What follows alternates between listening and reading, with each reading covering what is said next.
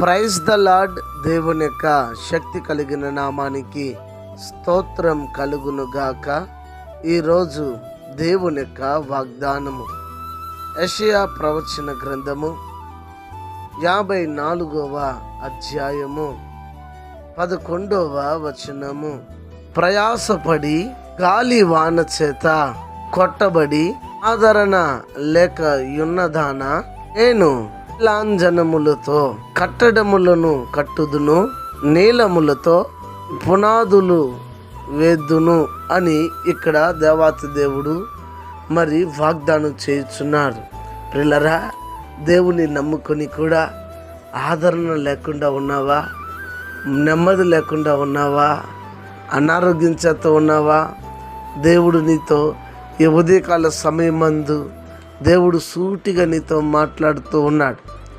ఆదరణ లేక అల్లాడుచున్నదానా, ఇదిగో నిన్ను నీ లాంఛనముల చేత నీ పట్టణములను నీ కడతాను, నీలముల చేత నీకు పునాదులు వేస్తానని దేవుడు వాగ్దానం చేసి ఉన్నాడు.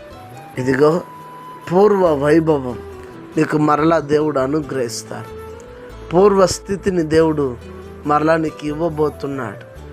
నిన్ను దేవుడు నీ స్థితిని చూచాడు, నీ పరిస్థితి అన్నీ ఆయన ఎరిగున్నాడు. కాబట్టి తప్పక ఆయన నిన్ను ఆదరించబోతున్నాడు. గనుక ఇది గమనించి దేవుని యొక్క సముఖంలో ఉన్నటువంటి మీరు, దేవా మరి నేను అలసి ఉన్నానని దేవుని దగ్గర మీరు అలసి ఉండటం ఆయన చూస్తున్నాడు. కాబట్టి మీరు ధైర్యంగా ఉండండి, అధైర్యపడద్దు. దేవుడు మిమ్మల్ని దర్శించి కృప చూపిస్తారు. ఇది గమనించి దేవుని యొక్క సముఖంలో ప్రార్థనతో మరి పట్టణములను నీళ్ళములతో పునాదులను వేసుకొని దేవుని ఇచ్చే దీవులు పొందుకొని జీవిద్దామా? ప్రార్థన చేద్దామా? ప్రార్థన. కరుణ సంపన్నుడా, కృపగలిగిన దేవా, దావీదు కుమారుడా, నీ ఘనమగు నామమునకే స్తోత్రాలు స్వామి. ఈ ఉదయకాల సమయం మందు కూడా మీరు మాతో మాట్లాడిన ప్రతి ఒక్క మాటను బట్టి స్తోత్రం. దేవా, నీ లాంఛనముల చేత మా పట్టణములను, నీలముల చేత మా పునాదులను వేసి మమ్మల్ని స్థిరమైనటువంటి పాత్రలుగా, స్థిరమైన బండగా దేవా మీరు మమ్మల్ని వాడుకోమని మీ సముఖంలో మేము వేడుకొనిచున్నాం.